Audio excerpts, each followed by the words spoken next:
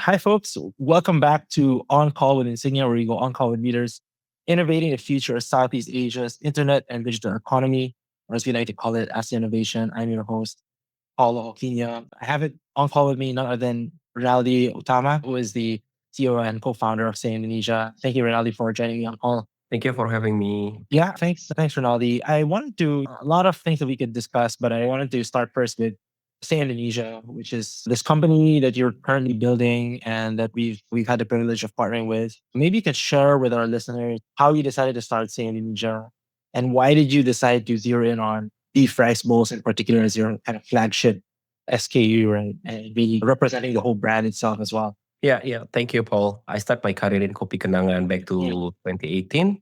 And then in 2021, I see the opportunity to build my own startup. Back then, Grab Kitchen doing very well. And then there is some of cloud kitchens growing very quickly.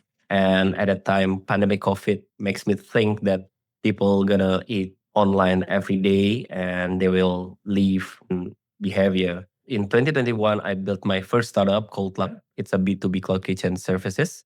We help the emerging brand to expand through a network of cloud kitchen. And then I found Say Indonesia end of 2022 because we want to build our own private label and we learn from our brand partners. We have around hundreds of clients back then. And surprisingly, from the more than 100 brand partners, most of them doing chicken as their main protein. So Chicken Delight is very mass in Indonesia and the pricing also very competitive one to another.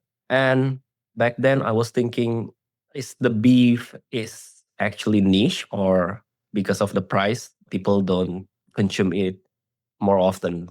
Then I found that there is no beef player in the restaurant industry focused on the mass market. You go to Indonesia or at least in Jakarta, you will find 20 to 30K rupiah for fried chicken, around one to until $2 lah. Yeah. Fried Pretty cheap. chicken, Yeah. every chicken bowls. But then if you looking for a beef product, you will spend 100,000, around $7 for steak. Even Yoshinoya in here is $4 per bowl. It's quite expensive actually for the mass people in Indo. So the idea is quite simple. We provide $1 beef bowl for mass market. Why do you think nobody has really? You mentioned a brand like Yoshinoya, which is already perception wise mass market already in some sense, right? Depending on the market that you're in. But why do you think there's been that gap for so long? Yeah, maybe the supply chain challenge. Yeah, restaurant, there is two significant cost for restaurant. There is a COGS and operational cost.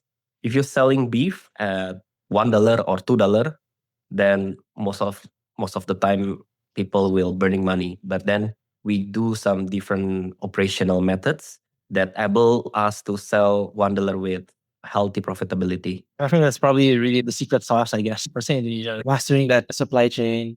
Would you say that another interesting thing that Saint Indonesia did compared to, I guess, this whole wave of cloud kitchen companies that we've seen is that you've also gone into dine-in outlets as well, right? Like, what was the decision behind doing that?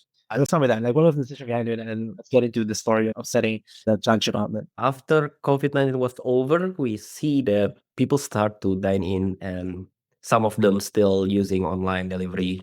And I think from data we can see delivery have different market from dine in as well. So we decide to open more sales channel for us. And the key learn dine in and delivery have different challenge, different competition, different price point, and so on. In dine in, we learned that experiences matter, location is very important.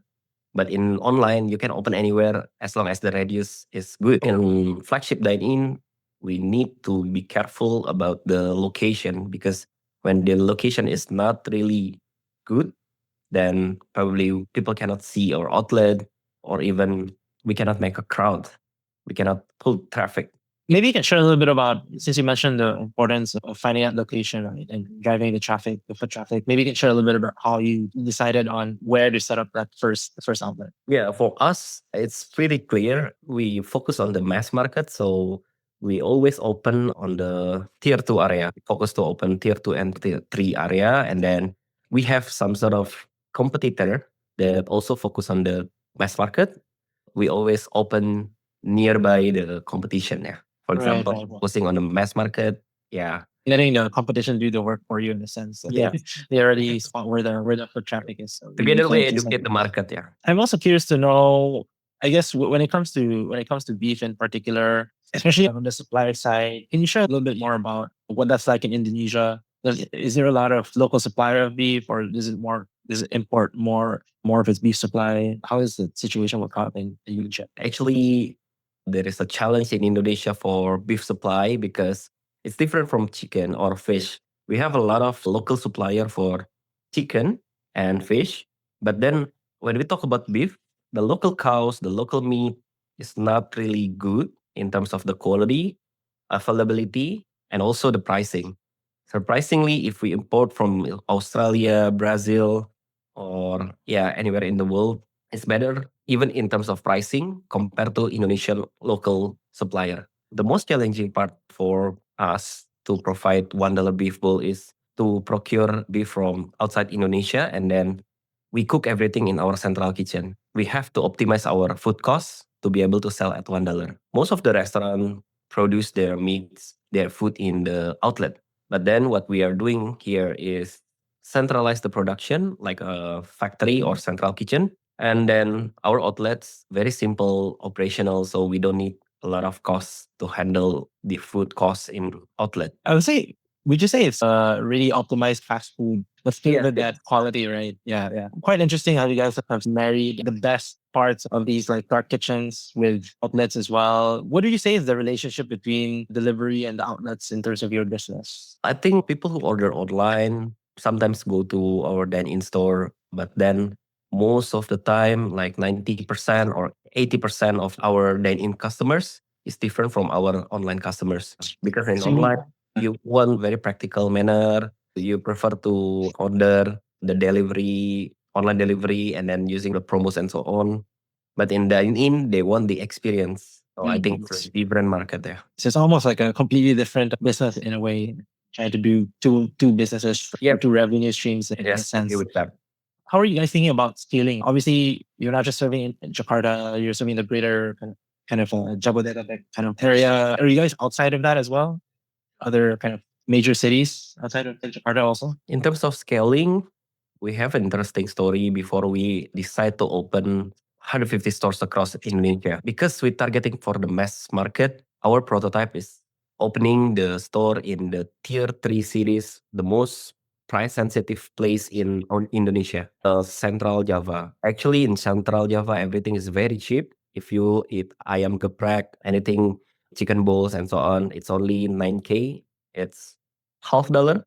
And the It's actually, portion maybe the $1 rice bowl is actually really yeah, yeah, expensive, right? yeah. Yeah, very competitive price in Central Java. And then we tried to open 3 stores in Central Java, and the penetration is good, still performing similar with Jakarta outlets. Even outlets is better than Jakarta outlets. Then we know that we are really market fit with Indonesian consumer, especially for the mass market. And then we decide to open everywhere in Java, Bali, Sumatra. They accept our product and the pricing as well. Because I think for $1 to $2 beef bowl, Australia and good quality, it's still cheap everywhere across Indonesia. Quite interesting. So I guess your focus is a lot more on expanding kind of the outlets as well. More so I guess than the delivery. Is that correct to say? The biggest challenge is the price gap. Like the price in Jabu and Central Java, it's a two different area, two different competitors. In Jakarta, Jabodetabek, if you sell about 40K, $2 to $3, it's pretty common. It's not really expensive. But Right. Central Java, in Semarang, Solo, 30,000, 40,000, $2 to $3 is quite expensive. So if you give a $1 rice bowl in Jakarta, it's already like a miracle. When you move to Central Java, it's still people Yes. might still have some questions, right? Yeah. Quite interesting. And I guess so you moved to Bali. It's basically moving. You guys are moving eastward, kind of seeing what the opportunities are, even East Java and beyond as well, right? For supply, I think it's pretty clear. We use cold chain partner because of the treatment of our product is it's such like factory. Shelf is quite long, so we don't have problem to supply across the nation. Since you guys have been proving that, obviously before you started say you saw this gap But then you guys have proven that $1 beef rice bowl works. So obviously now you can expect other brands to figure out how you guys have done it and try to do it as well.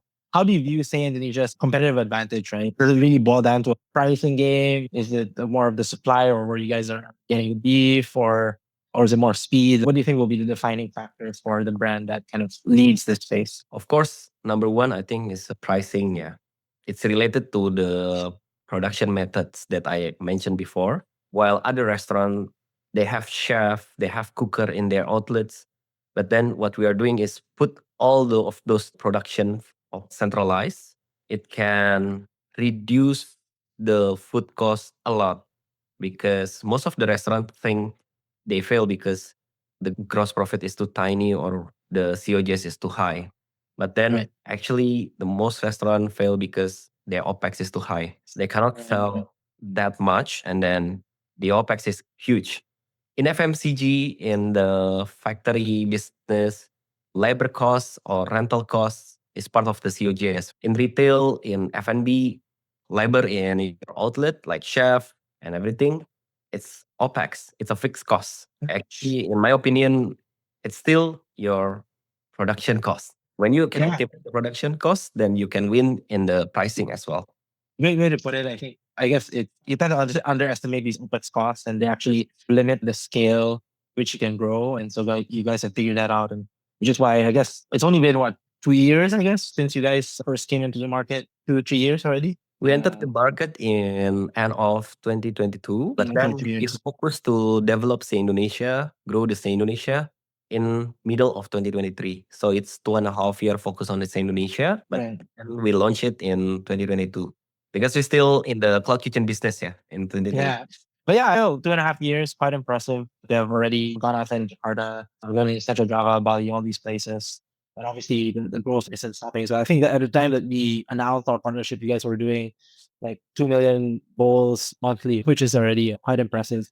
Any plans on maybe you can share a little bit of like how SKUs are spread? We're talking about beef rice bowl, but there are many different ways you can do beef rice bowls, right? And yeah, what are the other SKUs you guys have been thinking about? A very quick question, Paulo. Actually, for the menu expansion, we think we can develop everything that we can produce by central kitchen or factory because that's our specialized, that's our Right. mode, that's our focus to run the proper factory and then we can sell it through restaurant. So, for example, for the past 6 months, we try to educate people to eat beyond the beef, the meat processing as well. We provide egg chicken roll, prawn cheese, and also the meatballs. So everything that we'll launch in the future, we can manage it on the factory. It won't destroy our own advantage. Yeah. So it always starts on whether you can actually produce this SKU at scale through the central kind of kitchens and in a factory kind of in a factory scale. Yeah, in the big picture, actually, we want to expand our brand outside Indonesia, but maybe not to open by our own. So we prefer to running our factory, selling franchise, and then we support the franchisee by producing the raw materials in our Right. factory and send it to other countries. I've seen how there are a lot of like folks in the Philippines. Since I'm from the Philippines, they go to Japan and then they find these like the cheese bread, right? And then franchise those brands in the Philippines, for example, right? So I guess it's similar model. So quite interesting. Excited to see how you guys roll that out in the next few years. Obviously, you mentioned that this whole idea for Sing Indonesia came from your previous focus on cloud kitchens. But I'm also curious to know how your time and you mentioned also you came from Kopi Kenangan. How did that experience as well impact the way like you're building Sing Indonesia now? I think in Kopi Kenangan, I see the founder can grow the business scaling from 10 outlets to 500 outlets at least until I left Kopi Kenangan. And then I learned how speed is so much important in retail business because the competition is quite, yeah, at a time there is three top player for coffee, Fore and Kenangan as well. I see Kopi Kenangan very focused on the opening more stores. And the domino effect when you open more retail stores, the branding presence is very important for retail stores. Yeah. And in Cloud Kitchen, we learned to optimize the OPEX. We Yeah. need to simplify the operational in our restaurant, in our kitchen, to be able to selling cheap. we really depend on the food delivery platform. We learn the algorithm, the marketing campaigns that works for online delivery.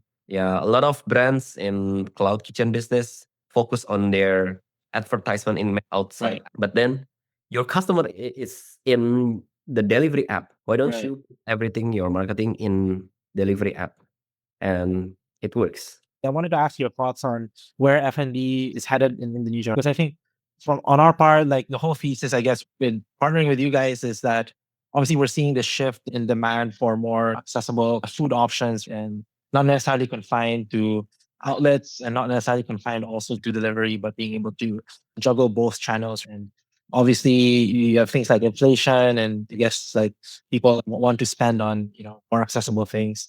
Like, where do you see F&B heading in Indonesia? Consumers more criticize nowadays and in this economic, yeah, they choose to buy a word product maybe rather than the branded product. Yeah, yes, they still purchase something that have brand trust, something branded, but then they more value the product. The competition is very very tight, yeah, for now, as we compete with the big brand as well as the local player, small medium player. It's gonna be challenging, but if you crack the supply chain side, I think you have chance. We have chance. So I guess even IG brands, Correct, correct. many F&B. Yeah. So I think, and obviously people are also looking for their own sources of income, right? So I guess that adds to the competitive landscape as well. People setting up their own like personal brands online. And to wrap up our conversation, I guess you've been emphasizing really the importance of optimizing supply chain. But apart from that, any other advice you have for founders or operators building an F&B space in Indonesia? In my opinion, to be able to get the status of category leader is very important. Pick the niche category leader for F&B might be an opportunity, yeah, because when you have category leader position, everything will be efficient, including the supply chain. You have economic of scale and so on. You have that prestige for the restaurant. Crack the supply chain and get the PMF. And if you have confidence to scale, then yeah, ride the momentum because as I mentioned, speed is very important. And yeah, I think you guys have really established yourself as the $1 kind of beef rice ball player. And I think it's really testament to the focusing on a product that works and scaling that rather than trying to do everything. Yeah. Thanks so much, Rinaldi, for coming on a call with us. A really, really insightful talk and sharing what it is like on the ground in Indonesia. When you talk about the Indonesian market, obviously the scale potential is there, but at the same time, it's always great to hear what are the challenges and the reality of actually scaling brands like, let's say, Indonesia. And yeah, super excited to see if maybe somebody might bring it to the Philippines or even the franchise model that you mentioned for other Southeast Asian countries. Should be interesting to see in the next few years. But yeah, thanks so much again, Rinaldi, for coming on call with us. Looking forward to I guess meeting you in person, and also maybe in my next trip to Jakarta, I'll pay a visit to one of your outlets and have a beef rice bowl there myself. Yeah, Yes. thanks so much, Rinaldi. Thanks, Paulo. Thanks. Nick. Have a good day.